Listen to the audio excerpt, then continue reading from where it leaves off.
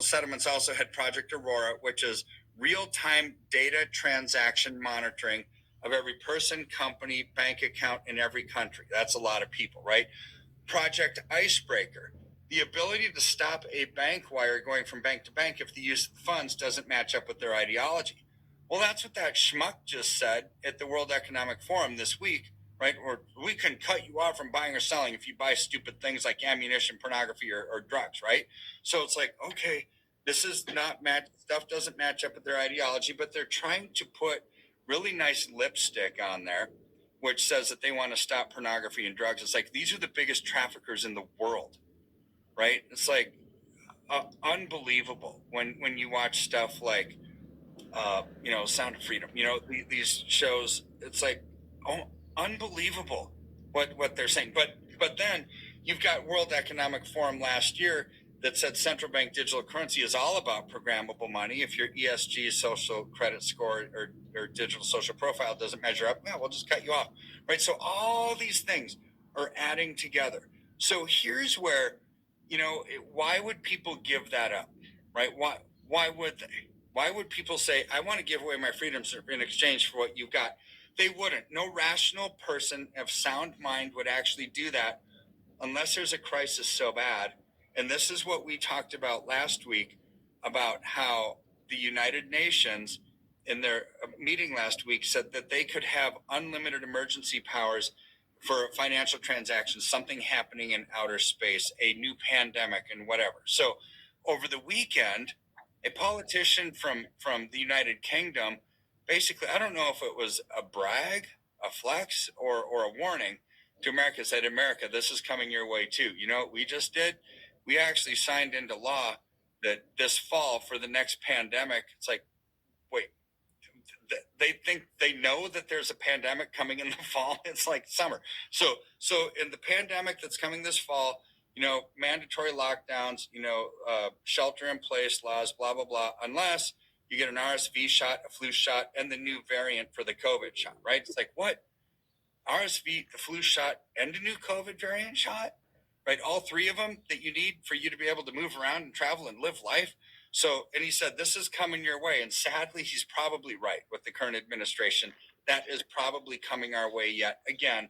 So you've got, but they just said in this Bank of International Settlements thing, right, in the United Nations mandate that, to cover pandemics, we can actually have unlimited, indefinite emergency powers, right? So here's where they're coming in with some of these things of we want you to be subservient to us forever, which is why we're putting a time element on the use of your funds. So you have to extinguish them in a certain amount of time. You can't save up for a rainy day, right? So this is where, what is the problem that's happening? So I just read on CNBC. I mean, that's mainstream media at its finest, right? This isn't some internet podcaster that's like so ultra kooky that it's like, who knows if what they say is real or not, right? I'm not saying that things on CNBC are real, but it's mainstream. Here's what they said. I mean, that's sounding like us, Scott. They said the American banking landscape is on the cusp of a seismic shift. Expect more pain to come. That was published today, right? So where they go on and to say on this is like the banking system is like the walking wounded and under massive stress with 10 straight rate hikes in a row, right? So compounding the banking industry's dilemma is this expectation that regulations will tighten oversight of banks. See, whenever you have a bank failure, there's going to be this overreach by the government to try to fix things.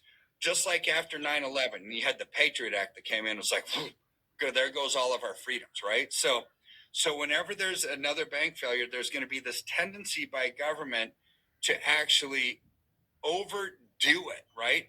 And there's going to be a lot more costs coming down the pipe that's going to depress returns and pressure earnings. So smaller banks aren't going to be able to afford this when you have higher fixed costs that require greater scale. So this is why there's consolidation happening in the industry, in the banking industry, where all these large banks, like probably 6 or 7 of them, Bank of America and Citi and JP Morgan and whatnot, they're buying up the regional banks and the small banks, right? So So this actually plays right into their game, because you don't want to have a bunch of patriot bank owners, like people that you and I know that own banks, that say we're not going to play the central bank digital currency garbage. We happen to be bank owners, but yes, we're God fearing conservative patriots too, and we don't want this. For all that we know, this might be the mark of the beast. We want to give people maintain their freedom, right? So you can't have thousands of these bank owners like that. So you force them into having to sell and be consolidated into a few large international money center banks that they can control, because